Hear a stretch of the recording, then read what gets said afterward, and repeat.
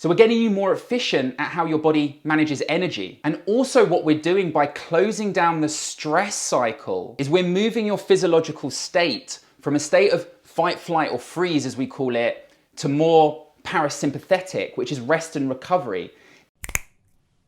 Physiology is psychology, okay? We know that when some people have panic attacks, for example, their respiratory rate changes first before they feel fear and emotion. Interesting. So what if you got in the way of that response? How would it change how you respond to certain situations? How would it change how you feel? So we also know that your respiratory system is dialed up into the part of your brain that is responsible for emotions. So again, this is something that we can look at to help us navigate the road ahead. One of the big challenges we have as human beings when trying to educate breath work is people's cultural perceptions around breath work. A lot of us can think that it's about lighting candles, incense, chanting, gongs, and all that kind of stuff. And there's nothing wrong with that. It has a time and place.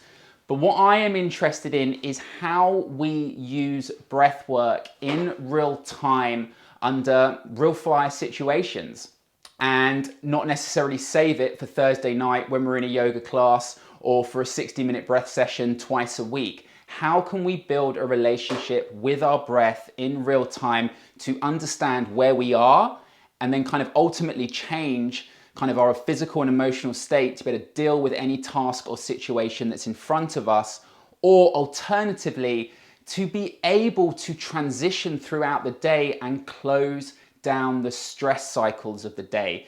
You've got to remember that we are constantly spending energy. Stress is a wonderful, great tool that we have that gives us energy and focus to complete tasks.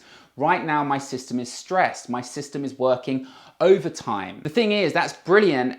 But how am I going to transition to this evening? How am I going to slow my system down? How am I going to bring myself back through the gears so I can have the same level of energy and focus for my wife, for my loved ones, as I do for being able to deliver at this task? So I hope that makes sense. We're going to build on this week in and week out, guys. So what we're going to do is give you your first breath practice for the week. If you're sitting there right now, I want you to find a comfortable position. We call it a formal breathing position.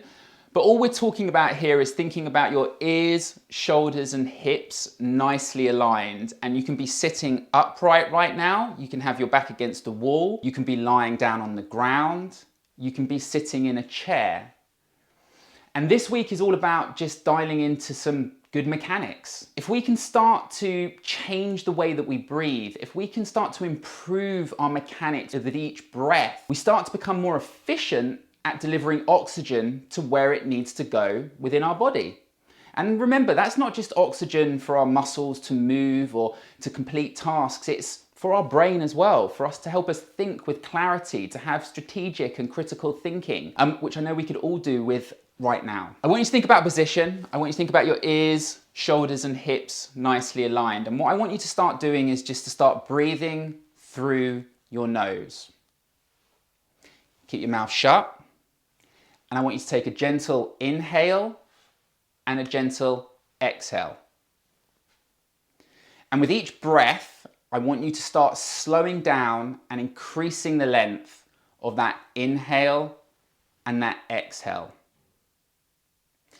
Now what I want you to do is think about breathing into the bottom of your lungs.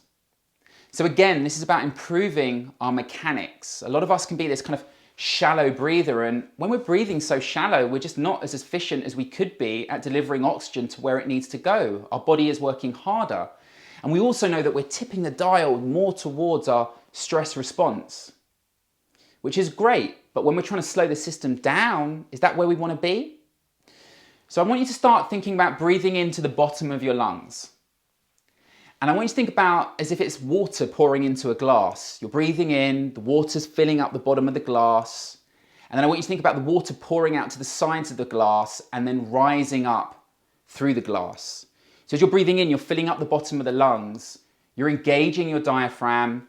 You're thinking about that belly breath. But here's the thing, we don't just want to think about belly breathing. We want to utilize the rest of the system.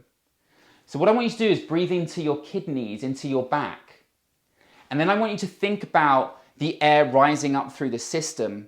And I want you to think about your lower rib cage expanding your upper rib cage expanding, your chest expanding, and then you get to the top of the breath. I want you to relax your body, hold your breath for a second, and then I want you to let the air out as naturally as possible. So again, we're going to breathe into the bottom of the lungs. We're going to think about the stomach expanding, the diaphragm engaging. We're going to think about breathing into our kidneys, into our back, into our sides. We're going to think about the breath rising up through the system. We're going to think about the lower rib cage expanding, the upper rib cage, the lower chest.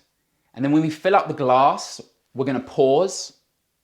We're going to relax our muscles. And then we're just going to let the air out naturally and slowly. Now, here's the thing. If you're distracted and you're unable to slow the mind down right now, I want you to close your eyes. And every time your mind wanders, I want you to come back to the feeling of the cold air coming in through your nose, and I want you to follow the breath round until the warm air goes out.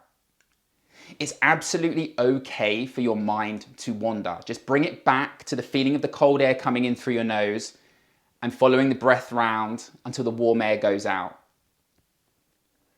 So again, every time the mind wanders, anchor the mind back to the cold air coming in through the nose and follow the breath round until the warm air goes out.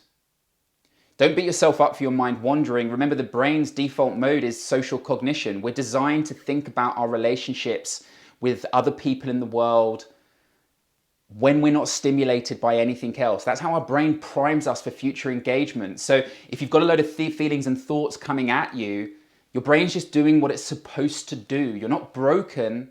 It's just you're not used to dealing with that inbox. So every time your mind wanders, come back to the cold air coming in through your nose and follow the breath round until the warm air goes out. Think about breathing into the bottom of the lungs. Think about the stomach expanding. Think about breathing into the kidneys. Think about the lower rib cage expanding. Think about the upper rib cage expanding, and then in the chest. And with each breath, try and slow down the inhale and the exhale. Now at the top of the next inhale, I want you to pause. I want you to hold. And just for a second or two, and I want you to relax every muscle in your body. Tell yourself you're relaxed. And then I just want you to let the air fall out naturally from your nose. You're going to slowly exhale until you get to the bottom. And then you're going to gently inhale, filling up the bottom of the lungs, feeling the stomach expand. Think about your breathing into your side, into your kidneys. Think about your lower rib cage, your upper rib cage, your chest expanding. With each breath, you're taking a little bit more air in and you're letting a little bit more air out. And then you're pausing at the top. And then you're going to relax all your muscles. And then you are going to gently exhale the breath. I want you to keep playing around with that pause at the top. If you enjoy the pause, hold there for a couple more seconds longer. So what starts to happen is your body starts to just slow down because your body is not sure when it's going to get its next breath. So your heart rate starts to drop and everything just starts to come down a gear or two. Now, as I said before, for some of us, our respiratory system is dialed up into the part of our brain, not some of us, but all of us, our respiratory system is dialed up into the part of the brain responsible for emotions. So for some of us, if you're holding your breath and you feel an element of panic, that's okay. We all have a different signature. But what I want you to try and do is step over that and just with each breath, try and just get rid of the noise and start to feel what's going on with your body. If you can't handle the breath hold, then just don't do it. Just focus on the inhale and the exhale. And I want you to keep slowing down the exhale.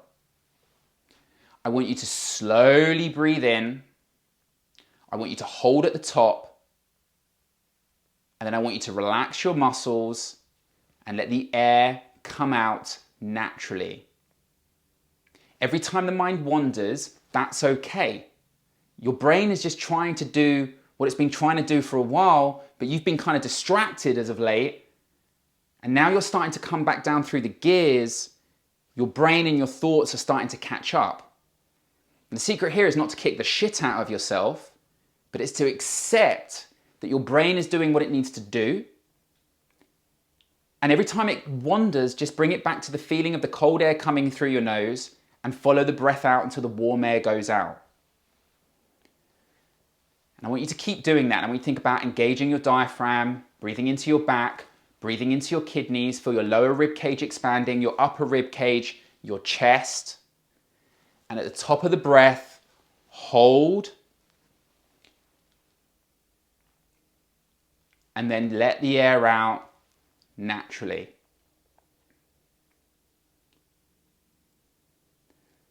Guys, I want you to open your eyes.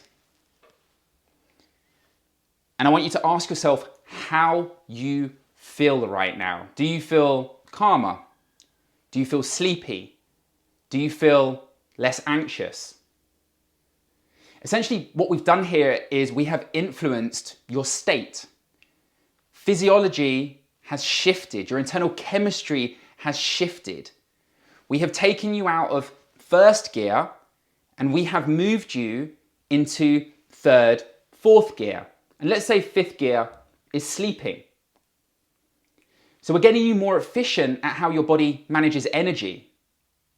And also what we're doing by closing down the stress cycle is we're moving your physiological state from a state of fight, flight, or freeze, as we call it, to more parasympathetic, which is rest and recovery. Now here's the magic, guys. When we are more parasympathetic, when we have shifted and closed the stress cycle, that is when our body starts to heal. We don't get stronger in the gym, we don't get stronger on the road. We get stronger in the following days when we shift our internal environment, we shift our internal chemistry, when we shift gears. So our body is then in the optimal state to start to recover and repair. But again, the problem is we get stuck in first gear. So our body keeps working hard at producing and spending energy, and it never gets an opportunity to just calm down and get stronger. This is why sleep is so important, because it is the optimal version of being parasympathetic, right? The ultimate way of closing down a stress cycle. And here is the other thing. What happens where you are right now is where ultimately creative thinking happens. This is where cognitively you are sharper and more able to navigate bigger problems, right? You know this, when you're stressed, are you making the best decision, or are you just making the most reactive decision based on the information you have and the environment you're in and the task that you've got? So it's really important that you understand that if you want to have more creative thinking moving forward, if you want to be able to strategically navigate the road ahead, finances, jobs, families, loved ones, the place where you will make better decisions is when you feel like this. So what you are doing is understanding how to shift your state to get access to cognitive resources to be able to make better decisions. And this is where your body will recover and repair from the challenges that you face throughout the day. But here's your homework for this week. I just want you to focus on your inhale and exhale breath. There's no fancy breathing protocols here. Learn how to inhale, learn how to exhale, learn how to breathe through your nose a little bit more efficiently. We'll talk about that a little bit more. And just think about breathing, engaging the diaphragm, using the full trunk, using the full system. And the more that you can get your body understanding those good mechanics in a practice environment, i.e. doing this kind of a few minutes here or there every day or every other day, the more efficient your body's going to get at breathing like that in the real world. Put a practice in place, start to build your breathing mechanics, go through that exercise that we've just gone through. If you have questions, reach out and let me know. Please reach out to me if you have any questions. Hit me up in my DMs, chevy@chasingprojects.com. I will catch you later.